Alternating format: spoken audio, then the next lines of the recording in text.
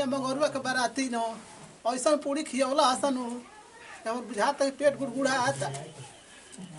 रह जाता लटिंगवा में केने बारे डिबावा रे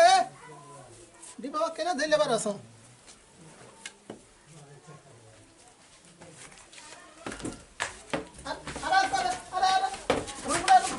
रुको बाबा अरे रुक रे हम दे हमारा लागल बारे जोर के कहले बारे रास्ता लुटा नहीं आवतारी जोर कहले रुक ना बाबा आवतारी बाबा 2 मिनट बाबा ना 2 मिनट बाबा 2 मिनट आवतारी हमारो गमी के पूरी बर्दाश्त नहीं हो तो बाबा आई बाबा आई रुक जाओ बाबा रुक ना रे सारे कहीं कर लो ई तो धोती हमर खराब करी का तो सारे हां का देने का बनौले लहसुन आलू दम जल्दी उठ ना रे इबादा नाम को के जिए लू आराम से बदनाम भइनी बूढ़ा तोहरे नाम से ई सारे गाना गावत कि मैं का करो तेरे लैटिंग में हां बोल ना जल्दी बस गोराज के साथ बारिश हो की ऑप्शन ना अरे राम और राही का करते रे तले अरे दोतिया खराब है जल्दी हट रे बस तो हमारा पानी लगा दे भाई बाबा तुम्हें गाना गाओ तो का करते रे ना बस एकदम तैयारी में पानी लैटिंग में बैठ के हर कीर्तन गाओ तेरे सारे हो हां रुके 2 मिनट औरी जल्दी निकाल जल्दी अरे हट ना रे आवतानी जल्दी हट जा टंकी में तो पानी है नहीं गिराम का अरे सरकारी हट जोर पहले करे अरे हफले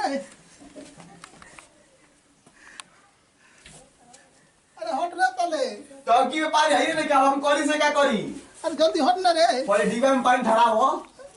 डिब्बा में पानी हां नहीं के बा लेके नहीं खे ना हां ना रह तो जल्दी हट भाई ले जा तनी ये ठीक कोरी बा अरे रह ना ई काजी बाबूजी केवा है रे तो का दिखा तो रहा का बाबूजी का ई रो खड़ा रही ना हटी रह तो हमर आ ये भाई हे में कोई गोइल बा का हां बाबूजी कोई बानो लकट हुआ ओए बाबूजी बागु ई का करे निकल ना हो अरे हट ना पहले हमारा अरे निकल हो को घंटा लागेला तारे ओ में घुसल बस तैयारी में लागल पानी अन्ना निकल ला तार तो औरी थी रहला दिन भर खाला या दिन भर हो गेल ओई बता तो कॉलेज में के पानी नहीं के करमे ओ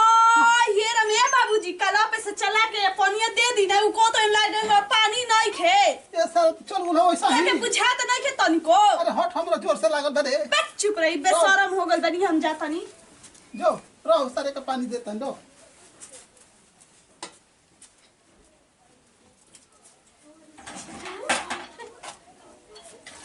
सब पहले कौन भाई वैसा छल को हर को दे रही है पतो ही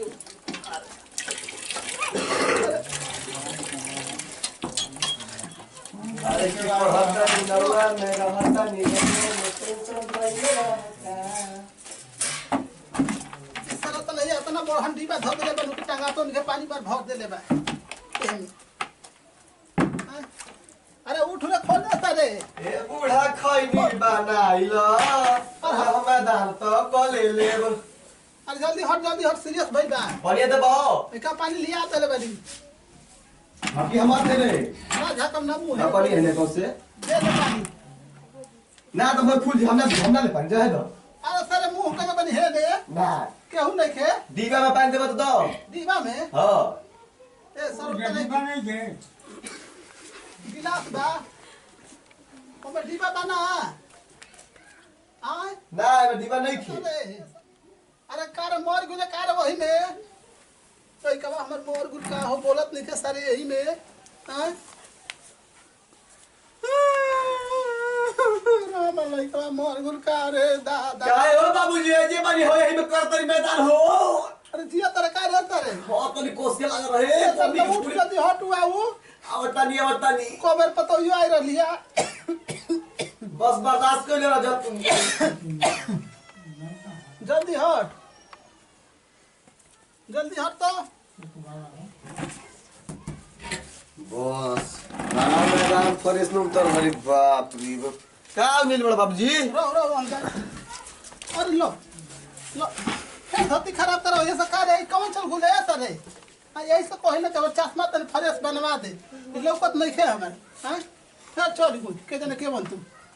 कौन गलिया रे हैं तो भौजी गलिया ना लौकला का या न रहो या के न रहो दू गो चश्मा लगल हो तब तारा लौकत नहीं खे ओ पतो ही ये का रे सरे हां अभी बुझाई ना बेशरम हो गल बड़ा सुबानी लागत कि धोती खराब हो रही हो हां चिल्लाई बा कुकुरन लेखा चिल्वा दी अरे जल्दी हटो ना तो धोती हमर खराब होई चुप रही रोहिता बाबूजी के तनिको बुझाला ना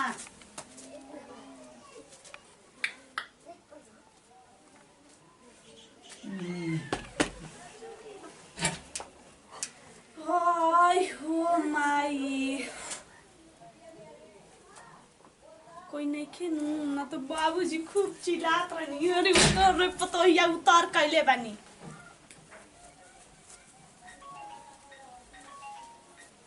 रो सरे खाली हो गेले अरे ना निकल बस आय तुम 22 का रो जो खुलतन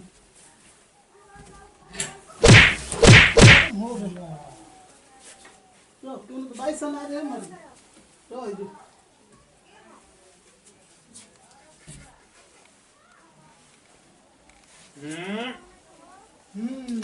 निकला हो बाबूजी। अरे ये भरा निकल अरे फिर रात में मैदान हमारा हो, निकल जल्दी। रो धोती खराब है तो धोता नहीं निकला निकला निकला निकला। रो धोती खराब है अभी निकलता नहीं अरे बाबूजी सही के गोमी के पूरी बार बर्दाश्त नहीं पहले बाबूजी। रो जो हमरो खराब हो अभी ना रुक बाबूजी। ना अभी रुक जो ए बाबूजी बतिया मान रुक अभी भाई का रुक जो हम तू तो कबाड़ी हो। अरे ना अरे रुक जो बाबू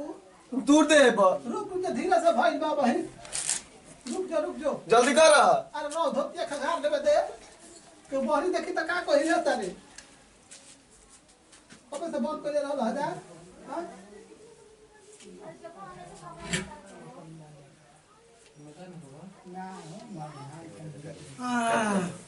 हां मन शांति हो गइल हमार कैसे भैया हम सोनम सिंह नमस्ते प्रणाम, हम शिव शंकर दीवाना। हमार चैनल के नाम बटे मशहूर कॉमेडी आर। सब ये अपन टीम बटे,